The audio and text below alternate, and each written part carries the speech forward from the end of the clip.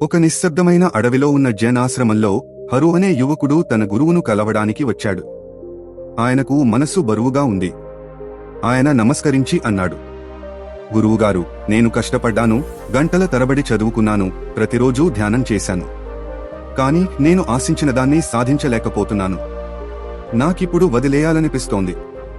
పెద్ద చెట్టు కింద ప్రశాంతంగా కూర్చున్న గురువు ముస్కురించారు. ఆయన పక్కనే పెరిగిన 2 మొక్కల వైపు చూపిస్తూ చెప్పారు, అవి చూడు హరు, బాంబూ మరియు ఓక్ చెట్లు కనిపిస్తున్నాయా? హరు తల ఊపాడు. అవును గురువుగారు. గురువు కొనసాగించారు. ఓక్ చెట్టు పొడవుగా, వెడల్పుగా, బలంగా ఉంది. ఇది వేగంగా మొలిచింది, కొద్దికాలంలోనే ఆకాశాన్ని తాకింది. కాని బాంబూ భిన్నంగా ఉంది. ఇది నాటిన తర్వాత సంవత్సరాల పాటు పై భూమిపై ఏ వృద్ధి కనిపించలేదు. ఆకు లేదు, చిగురు లేదు, కేవలం మట్టే కనిపించింది. అది చచ్చిపోయిందా? హరు అడిగాడు.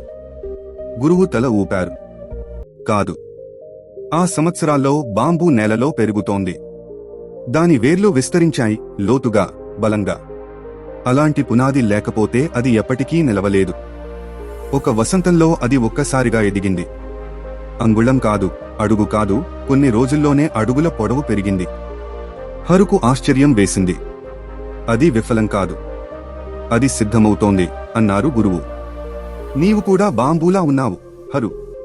వృద్ధి కనిపించకపోయినా అది జరుగుతూనే ఉంది. నీ వేర్లు ఏర్పడుతున్నాయి. ప్రతి కష్టం, ప్రతి వెనుకడుగు, ప్రతి నిశ్శబ్ద శ్రమ, అవి నిన్ను సిద్ధం చేస్తున్నాయి. నీవు గొప్పదాన్ని సాధించాలని ఆశిస్తే ముందు లోతుగా ఎదగాలి. ధైర్యం, సహనం, శాంతి, ఇవే విజయానికి వేర్లు. ఓక్ చెట్టుని చూసి అసూయ పడవద్దు. అది బలంగా ఉంటుంది, కానీ తుఫాన్లలో ఓక్ చెట్టు విరిగిపోతుంది. బాంబూ వంగుతుంది, కానీ ఎప్పుడూ విరగదు. బాంబూలా ఉండుమా హరు. పెరిగే కొద్దీ వినమ్రంగా ఉండాలి. వంగిపోవచ్చు, కానీ విరగకూడదు. నీ సమయాన్ని కోరి ఎదుగు. హరు మౌనంగా నమస్కరించాడు.